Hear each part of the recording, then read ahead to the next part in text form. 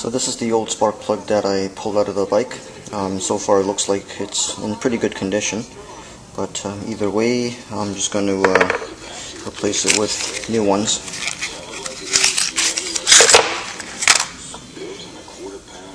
So according to your manual, your service manual, it should tell you how thick your spark plug gap should be. In this case, my manual states 0.028 to 0.031 inches of clearance. So what I'm using here is a wire type gauge with the gapper tool. So as long as it fits in between the tolerances and nothing bigger, then the gap is correct.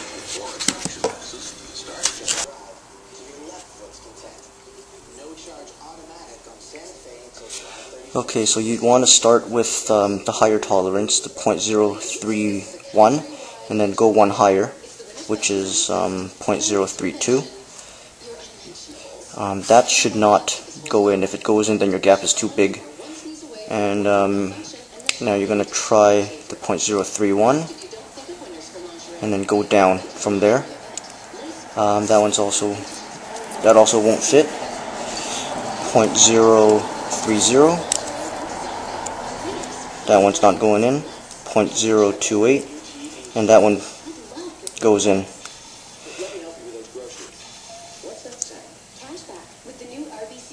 Okay, but you don't want it to be on the lower limit, so normally I like to have it fit in the 0.030, because that's the pretty much the midpoint there. So use the gapper tool.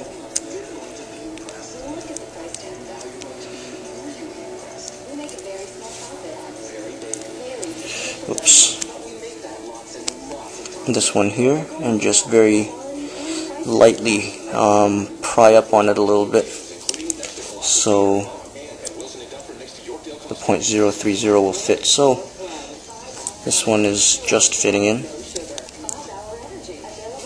Very light pressure is all that's needed. If you do use too much pressure, you're going to end up with a bigger gap, and then you're going to have to re-gap it again. So that fits in pretty well, and then just make sure with the bigger ones that they don't go in as easily. 0.031 sort of goes in. 0.032 doesn't go in, so it's within its range.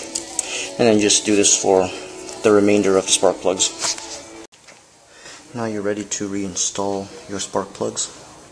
All you got to do, use needle nose pliers and set them down and to hold gently. You don't want to drop them in there because that might affect your gapping.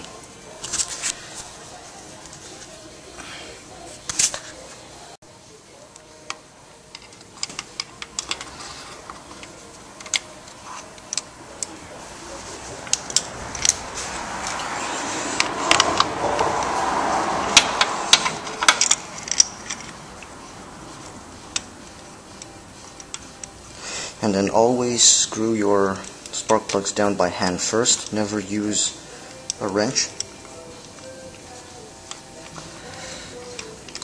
This will prevent cross-threading, and that usually creates a lot of problems afterwards. Okay, and that's finger tight. So once it's finger tight in there, once you get all the other ones installed, we'll go ahead and torque them afterwards. And then afterwards, just torque them all down. The manual recommends 13 Newton meters. And I'm going to have to use two hands for this. And make sure when you're torquing down your spark plugs that your wrench is in straight.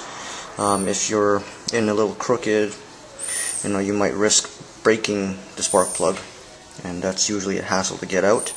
Again, it's recommended to use a torque wrench, or if you're experienced, you probably don't need to. You know how much 13 Newton meters is.